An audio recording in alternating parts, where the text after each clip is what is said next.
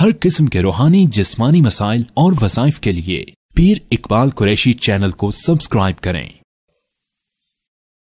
नहमदुहु व नुसल्ली व नुसल्लिमु अला रसूलिहिल करीम, अम्मा बअदु फ़अऊज़ु बिल्लाहि मिनश शैतानिर रजीम, बिस्मिल्लाहिर रहमानिर रहीम।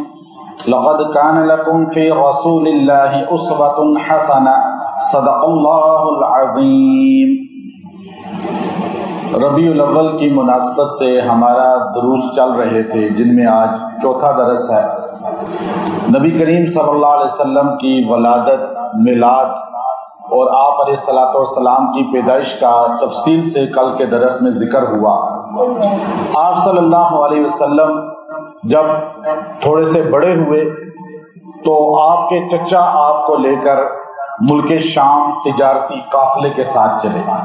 चूँकि आपकी वालदा वो भी फौत हो गई थोड़े अरसे बाद, फिर थोड़े अरसे के बाद जो है आपके दादा भी फौत हो गए। अब आपके चचा अबू तालिब ने आपको अपनी परवरिश में ले लिया और चचा मुल्क शाम को जब चले हैं तो नबी करीम सल्लल्लाहु अलैहि वसल्लम छोटे बच्चे थे और 10-12 साल के थे। तो आप सल्लल्लाहु अलैहि वसल्लम को लेकर ये काफिला जब तबूक से आगे फिर उर्दन दाखिल होता है, उर्दन से आगे चलता है, इराक की तरफ निकलता है, इराक के साथ ही शाम है, तो रास्ते में एक सहरा है बहुत बड़ा।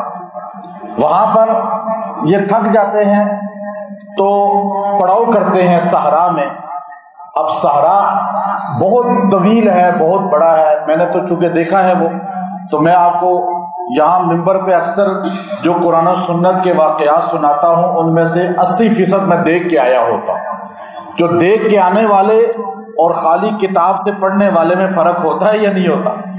अब आप देखिए कि उस सहरा में, और इतना बड़ा सहरा है कि उसमें कोई दरख्त नजर ही नहीं आता आज भी। उस जमाने में 1400 साल पहले क्या हाल होगा। तो एक जगह दूर एक दरख्त नजर आया तो सारे काफिले ने कहा कि वहां पहुंचते हैं। और वो दरख्त इतने दूर से नजर आता है आज भी कि इंसान हैरान होता है कि इतने बड़े सहरा में एक दरख्त, घना तरीन दरख्त। तो अब वो हुजूर अलैहिस्सलाम और काफिला वहां जाके पड़ाव डालता है तो एक राहिब आता है, अपना बंदा भेजता है और वो पहले इन सबको देखता है दूर से, एक एक बंदे को बेनजर अमीक देखता है। उसके बाद अपना सेक्रेटरी भेजता है कि ऐ काफिले वालों, तुम सब के लिए रात के खाने का एहतमाम किया गया है और तुमने खाना हमारे पास खाना है। अब ये जो जमात चलती है ना, इनकी दावत कर लेनी चाहिए। जैसे तबलीगी जमात कभी आपको नजर आ जाए तो आप भाग जाते हैं सारे, मस्जिद में आप नजर ही नहीं आते। जिस दिन जमात आती है मैं उनको यही कहता हूं कि आज आपको मकामी लोग नजर, खास तौर पे जिन्होंने सरोजा कम से कम लगाया हुआ है, ये तारिक साहब ही बैठे होते हैं या ये पहलवान साहब चले गए जिन्होंने वक्त नहीं लगाया अभी। जिन्होंने थोड़ा वक्त भी लगाया है वो सारे क्या हो जाते हैं, गायब। एक बंदा दूसरे से पूछने लगा, जमात वाला तबलीग में वक्त लगाया हुआ था, दूसरे से पूछा उसने कि आपने कितना वक्त लगाया हुआ है।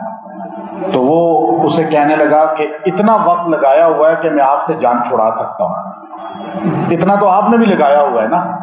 अभी जैसे ही पता चलता है जमात वाले आगे, लोग भाग जाते हैं। ये बहुत बड़ा जुल्म है। आपके माल में, घर में कभी बरकत नहीं आएगी। अल्लाह के मेहमानों को आप टाइम दें, उनसे आप दुआ कराएं, उनके साथ थोड़ा वक्त गुजारें। अब वो काफिला इस्लाम से पहले का है लेकिन राहिब आसमानी किताबों का है और वो उनके लिए दावत का एहतमाम कर रहा है। आप कम से कम मूंगफली ही ले आए 100 रुपए की, वो ला के उनको खिला दें कि अल्लाह के मेहमान है, दुआ कर देंगे, मेरा बेड़ा पार हो जाएगा। मेरे तवीज़ से इतना काम नहीं होगा, मेरे वजीफे से इतना काम नहीं होगा जितना उन अल्लाह के रास्ते में निकले हुओं से आप दुआ कराएंगे वो काम करेगा। ये कोई आमिल कहता है, कोई पीर कहेगा इस तरह? मैं आपको साफ बात कह रहा हूं, चूंकि कुरान मेरे सामने, हम झूठ तो नहीं बोल सकते। अब आप देखिए, वो राहिब कहने लगा मैं दावत करना चाहता हूं आपकी। وہ دعوت کے لیے جو ہے بندہ آ گیا، جی آپ کی دعوت ہے صاحب۔ اب یہ قافلے والے نکلے تھے کس کے لیے؟ دین کے لیے یا دنیا کے لیے؟ دنیا کے لیے۔ تو کہنے لگے ہماری دعوت، اور شام کا اتنا بڑا راہب علامہ آسمانی کتابوں کا کہا جی کوئی بات نہیں، رات کو ہم آ جائیں گے۔ اچھا دن کو دھوپ سخت تھی، سارے قافلے والے بسترے بچھا لیتے ہیں، جیسے اکثر ہوتا ہے آپ کو کہیں ایسے جگہ ملے تو ہر بندہ کہتا ہے مجھے اچھی جگہ مل جائے، بسترا یوں بچھایا یوں۔ وہ درخت تھا تھوڑا سا، جتنا اس کا سایہ آتا تھا نا اتنے بسترے بچھانے شروع کر کے سارے پر کر لیے۔ ہمارے نبی صلی اللہ علیہ وسلم کبھی جلد بازی نہیں کرتے تھے کہ میں آگے بڑھ کے اپنی جگہ قبضہ کر لوں، یہ ہمارے نبی بچپن میں بھی کبھی نہیں کیا۔ نبی کا غلام کیسے کر سکتا ہے کہ میں جی میری سیٹ ہے، یہ لوگوں نے تو مسلح بانٹے ہوئے ہیں، آپ ادھر کیوں بیٹھ گئے؟ یہ میرا مسلح ہے، یہ میری جگہ ہے مسجد میں، استغفر اللہ۔ اب حضور علیہ السلام جب دیکھا سارے لوگ سائے کے نیچے آ گئے، ہمارے نبی کو سائے کی جگہ ہی نہیں ملی۔ ہمارے نبی نے دھوپ میں اپنا بستر بچھا لیا، دن گرمی کا، صحرا عراق کا، اور ایسے وہاں پہ دھوپ سخت قسم کی، جلالی قسم کی، اور سارے سائے میں ہمارے نبی دھوپ میں لیٹے۔ لیکن عرش والا بھی دیکھ رہا تھا، لیکن عرش والے سے پہلے درخت کو غیرت آ گئی۔ اللہ تعالیٰ تو ہے ہی غیور، عرش والے کے جلال سے پہلے درخت کو غیرت آ گئی کہ میرا نبی دھوپ میں ہو۔ اب آپ دیکھیے آج مسلمان کو غیرت نہیں آتی، سود کھا رہا ہے، شرک کر رہا ہے، بدعات کر رہا ہے۔ درخت جوش میں آ گیا، اس نے اپنے درخت کے پتے یوں کھولے، ٹہنیاں کھولی، اور یہاں تک اس کی ٹہنیاں تھی، حضور علیہ السلام ادھر لیٹے ہوئے تھے، اس نے ٹہنیاں اس طرح کھول لی، اور اتنا گھنا درخت ہو گیا، چوڑا درخت ہو گیا کہ حضور علیہ السلام اس کے درمیان میں آ گئے گویا کہ، اور سایہ کر دیا۔ قافلے والے پریشان ہو گئے، یہ بچہ کوئی بہت بڑا ہے۔ کہا ابو طالب آپ کا بھتیجا کوئی عام بچہ نہیں ہے، ہم نے اس کو جگہ نہیں دی، لیکن درخت نے اس کے لیے ٹہنیں اپنی کھول دی۔ میں اس درخت کے نیچے بھی گیا، وہاں بیٹا میرا بھی جو تراویح ساتھ سناتا ہے وہ بھی چھوٹا سا تھا، میں نے کہا یہاں یہ پڑھو، اس درخت کے نیچے ہمارے نبی سوئے ہیں، ہمارے نبی کو اس درخت نے کس طرح محبت کے ساتھ سایہ کیا ہے، جو یہاں یہ پڑھ لے گا اللہ اس پہ ہمیشہ اپنا سایہ رکھے گا، اسے کوئی نقصان نہیں دے سکے گا۔ تو اب وہ رات کو گئے، 1450 سال ہو گئے، وہ درخت آج بھی صحرا میں اکیلا ہے، لیکن اللہ نے اسے سرسبز رکھا ہوا ہے، ایسے اس کی ٹہنیاں، ختم نہیں ہوا درخت کو۔ تو وفاق المدارس کے قاری نیب جلندی صاحب، مفتی حسن صاحب لاہور والے، بڑے بڑے علماء صاحب تھے، 70-80 علماء، سارے اس کے نیچے، آپ سوچئے ہم سارے اس کے نیچے آ گئے، سارے کھڑے ہو گئے، 80 کے قریب علماء تھے، اتنا اس نے اپنی ٹہنیاں کھول دی۔ تو رات کو جب دعوت میں پہنچے تو سارے دسترخوان پہ بیٹھ گئے، راہب نے دیکھا، کہا وہ بچہ کدھر ہے؟ ابو طالب نے کہا وہ بچہ ہے، ہم نے کہا سامان کی حفاظت کرو، ہم جاتے ہیں تمہارے لیے کھانا لے آئیں گے۔ راہب نے کہا ہاتھ روک دو، میں نے تم لوگوں کو کھانا پتہ ہے کیوں کھلایا؟ کہ میں نے اس بچے کے ماتھے میں دیکھ لیا تھا کہ مجھے انجیل میں جو علامات نبی خاتم النبیین کی ملی ہیں وہ اس بچے کے اندر موجود ہیں، اور آپ اسے چھوڑ آئے، میرا چیف گیسٹ تو وہ بچہ ہی ہے، آپ کو جو کچھ ملنا ہے وہ اسی کی وجہ سے ملنا ہے۔ زمانے بھر میں جو بٹ رہا ہے تیرے گھر کا اناج زہرا، جو کچھ کائنات میں تقسیم ہو رہا ہے یہ رسول اللہ صلی اللہ علیہ وسلم کا فیض ہے، آپ ہی کی برکت ہے۔ تو اس نے کہا روک دو ہاتھ، وہ بچہ پہلے آئے گا، کھانا پھر شروع ہوگا۔ جب حضور علیہ السلام کو پروٹوکول کے ساتھ لے کر آئے تو اس نے کہا ابو طالب اس بچے کو آگے لے کے نہ جانا، شام یہیں سے واپس لے جاؤ، یہود بڑی ظالم آگے بیٹھے ہیں، اس بچے کے چہرے کو دیکھ کر پتہ چل جاتا ہے کہ یہ بچہ آخری نبی ہوگا، اور یہ نبیوں کا آخری ہے اور یہ مکے میں زندگی گزارے گا. یہ دیکھو انجیل کے صفحے, اس کی قوم اسے نکال دے گی اور مدینہ یثرب والے اس کو پناہ دیں گے. یہ پیدا مکے میں ہوا ہے لیکن اس کی قبر مدینے میں بنے گی. اب وہیں سے ابو طالب ان کو لے کر واپس آ گئے. آپ تھوڑے اور بڑے ہوئے. آپ کو یہ جمیلے اچھے نہیں لگتے تھے, میلے لگتے تھے بڑے بڑے, جیسے یہ میلے لگتے ہیں نا عرسوں کے. اسلام میں کوئی عرس کا تصور نہیں ہے, کوئی برتھ ڈے کا تصور نہیں ہے. عرس اگر جائز ہوتا کائنات کے محمد عربی صلی اللہ علیہ وسلم کا ہر سال ہوتا اور مدینے میں ہوتا, ہم بھی سب سے پہلے عرس کرتے اگر صحابہ نے کیا ہوتا. ابو بکر کا ہوتا, عمر کا ہوتا, عثمان کا ہوتا, علی کا ہوتا, عشرہ مبشرہ کا ہوتا, کل صحابہ اہل بیت کا ہوتا. کیوں کہ یہ اسلام میں ہے ہی نہیں. اسلام میں ان چیزوں کا کوئی رواج ہی نہیں ہے. مکے میں میلے لگتے تھے, عرس ہوتے تھے لات کے, عزا کے, اور عکاظ میں بڑا میلہ لگتا تھا, بازار عکاظ میں. ہمارے نبی کو اکثر وہاں پہ جا کے سمجھاتے تھے بھائی یہ غلط کام ہے. ابھی آپ کو نبوت نہیں ملی تھی لیکن آپ کو یہ چیزیں اچھی نہیں لگتی تھی. فطرتاً آپ نفیس تھے اور اتنے سچے تھے کہ بچپن سے آپ کو لوگ کہتے تھے صادق آ گئے, امین آ گئے. اب ہمارے یہاں تو پگڑی پہنی ہے, داڑھی رکھی ہے تو سچ بولنا ہے, ورنہ جس نے کلین شیو کیا ہوا ہے, پینٹ پہنی ہوئی ہے, وہ جھوٹ کیا بولے. ایسا ہی ہے نا. مولوی صاحب آپ جھوٹ بول رہے ہیں, اچھا یہ جو جنٹل مین بول رہے ہیں, نہیں یہ تو کوئی بات نہیں, اچھا کوئی بات نہیں, یہ دوزخ میں چلا جائے. ہمارے یہاں تخصیص ہے نا. میرے لیے بھی جھوٹ بولنا حرام ہے, آپ سب کے لیے بھی, نواز شریف کے لیے بھی حرام ہے, زرداری کے لیے بھی حرام ہے, عمران خان کے لیے بھی حرام ہے, مولانا فضل الرحمان کے لیے بھی حرام ہے یا نہیں؟ اسلام سب کے لیے ہے. یہ نہیں کہ ممبر والا اور دین ہے اور پیچھے پڑنے والوں کا اور دین ہے. حضور علیہ السلام نے کہا نہیں, مجھے یہ پسند نہیں ہے. حضور اتنے وہ میلے لگتے تھے, کئی دن لوگ اس میں گانے ہوتے تھے, ناچنے والیاں لاتے تھے, بڑے دور دور سے ناچنے والی عورتیں آتی تھی. آپ تفسیر ابن کثیر اٹھا کر دیکھیں, بڑی بڑی کتابیں اٹھا کر دیکھیں. اور حضور علیہ الصلوۃ والسلام جو ہے ان چیزوں سے تنگ تھے کہ یہ کیا, یہ انہوں نے لاب اختیار کر لیا. یہ ڈانس پارٹیاں اس زمانے میں بھی ہوتی تھی, شراب پارٹیاں اس زمانے میں بھی ہوتی تھی, اور آج بھی نیو ایئر آتا ہے شراب پارٹی.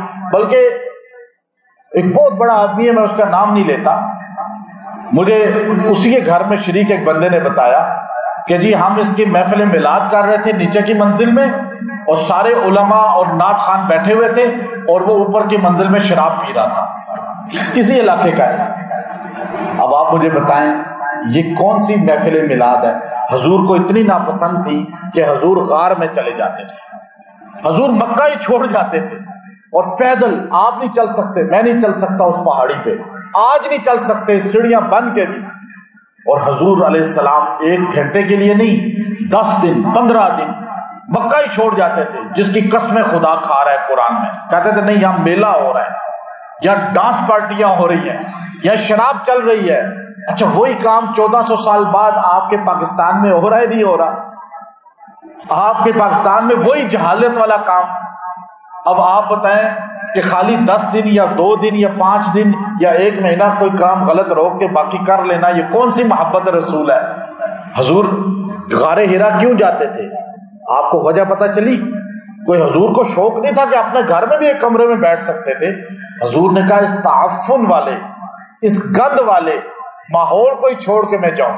حضور اتنی بلند پہاڑی پہ جا کے 10 دن 15 دن کھانا ساتھ لے جاتے, بھوکے بھی رہتے, پانی تھوڑا ساتھ لے جاتے, وہاں پہ وقت گزارتے اور اللہ کو یاد کرتے رہتے. کہتے وہی اللہ جو میرے باپ ابراہیم, میرے باپ اسماعیل, میرے دادا عبد المطلب کا ہے, بس یوں کہتے تھے. پھر اسی غار میں ایک دن فرشتہ آ گیا, حضرت جبرائیل آ گئے. انہوں نے کہا, حضور کی پہلے سے ٹریننگ ہو چکی تھی اور خود اللہ نے کی. پھر حضور علیہ السلام کے پاس آئے, اقرا ما انا بقاری, میں پڑھنا نہیں جانتا, آپ کا استاد ہی کوئی نہیں تھا مخلوق میں سے، آپ امی ہیں۔ اس نے کہا اقرا، کہا میں نہیں جانتا۔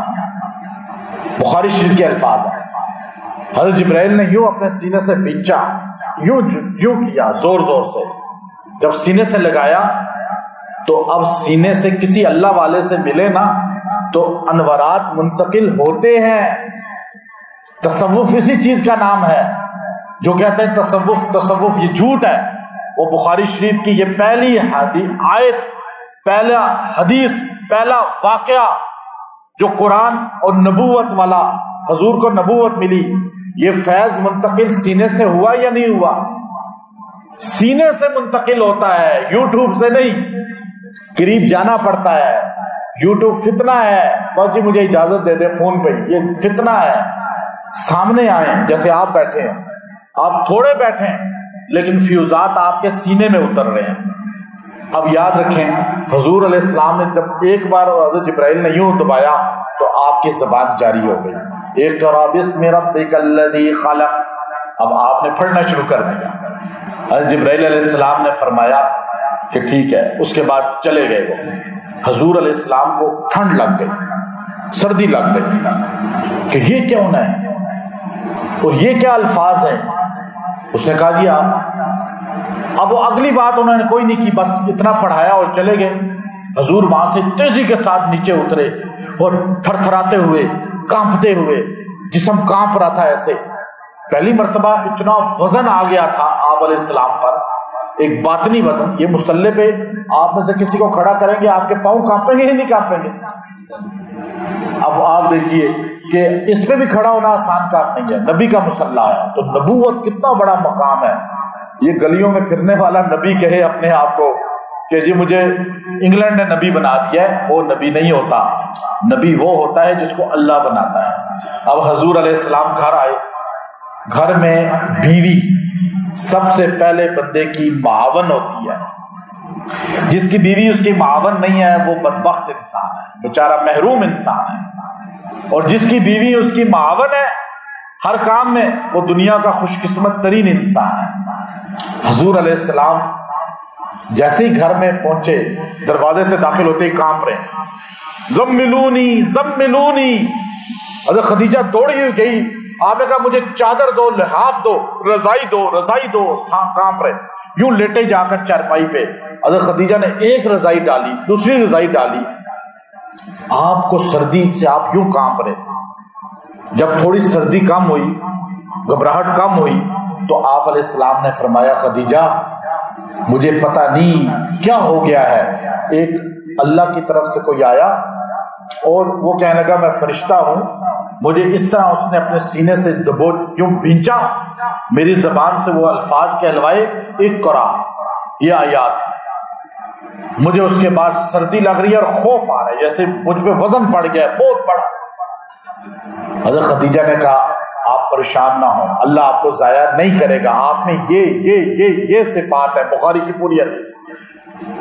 کہا میں آپ کو ابھی لے کے جاتی ہوں، میرا کزن ہے پھپھی زاد بوڑھا جو ہے ایک ورقہ بن نوفل، اب بہت ضعیف ہو گیا ہے، لیکن مجھے پتا ہے اس کے پاس انجیل تورات کا علم ہے اور وہ بہت آسمانی کتاب علم جانتا ہے، وہ بتائے گا کہ یہ مسئلہ کیا ہے۔ تقلید کرنا یہاں سے بھی پتا چل گیا بخاری شریف کے واقعے سے۔ حضور علیہ السلام چل کے گئے، پوچھا یا نہیں پوچھا؟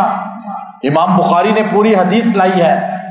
اللہ کہتا ہے آپ کو نہیں پتا تو آپ علم فاسألوا اہل الذکر ان کنتم لا تعلمون، پوچھو اہل ذکر سے۔ آپ کو مسئلہ نہیں پتا تو آپ مجھ سے پوچھیں گے نا، مجھے نہیں پتا میں اپنے استاد سے پوچھوں گا، وہ کتاب دیکھے گا، وہ ابو حنیفہ کے دروازے پہ چلا جائے گا۔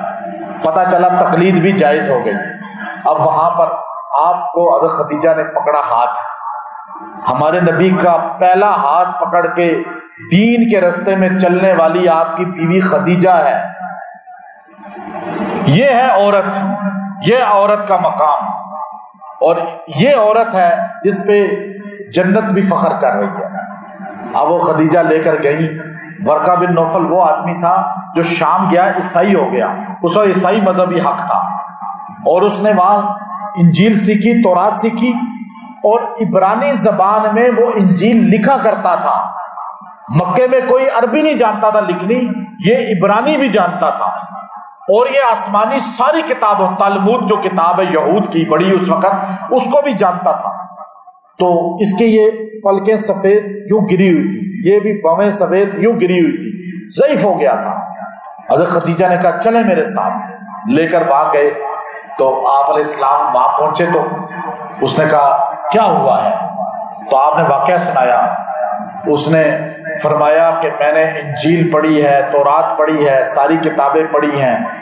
یہ وہی ناموس ہے، فرشتہ ہے جو اللہ اپنے نبیوں پہ بھیجا کرتا تھا. اللہ نے آپ کو اپنا نبی بنا لیا ہے، نبوت سے سرفراز کرنا چاہتا ہے. اور یاد رکھنا آپ کی یہ قوم مکے والی آپ کو نکال دے گی. آپ نے کہا میری قوم مجھے نکال دے گی جو اتنا پیار مجھ سے کرتی ہے، صادق امین کہتی ہے. اس نے کہا یہ فرشتہ جس نبی کے پاس بھی آیا ہے اس نبی کو قوم نے نکالا ہے. سارے نبیوں کی قرآن میں آپ دیکھ لیں، نوح علیہ السلام سے آگے چلتے چلے جائیں، ابراہیم علیہ السلام کو نکالا، لوط علیہ السلام کو نکلنا پڑا قوم سے، آپ ساری قوم کو دیکھتے جائیں، شعیب علیہ السلام سمیت یونس علیہ السلام کو. لیکن اگر میں اس وقت زندہ ہوا تو میں آپ کا ساتھ دوں گا. تو بعد میں بخاری میں ہی ہے، حضرت خدیجہ نے ایک دن پوچھا یا رسول اللہ ورقہ فوت ہو گیا ہے، کلمہ نہیں پڑھ سکا تھا، آپ نے اعلان نہیں کیا تھا نبوت کا اس وقت تک، پہلے ہی فوت ہو گیا کوئی صفحہ سے پہلے، تو وہ کہاں گیا ہے؟ فرمایا میں نے اسے سفید کپڑوں میں دیکھا ہے. مرنے والے کو جب سفید کپڑوں میں دیکھیں تو وہ جنتی ہوتا ہے، کالے کپڑوں میں دیکھیں تو وہ کیا ہوتا ہے؟ دوزخی. تو اب یہ روایت ایک ملتی ہے. تو حضور علیہ السلام وہاں سے آئے، پھر رضائی میں لیٹ گئے.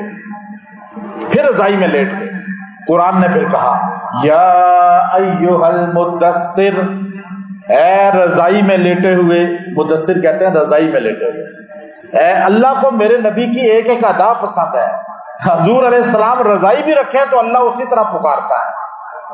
اللہ کو نبی پسند ہے، نبی کی پورے جسم سے جو چیز لگ جائے گی وہ پسند ہے یا نہیں، اور جو نبی کے ساتھ آج بھی سوئے ہوئے ہیں وہ پسند ہوں گے یا نہیں.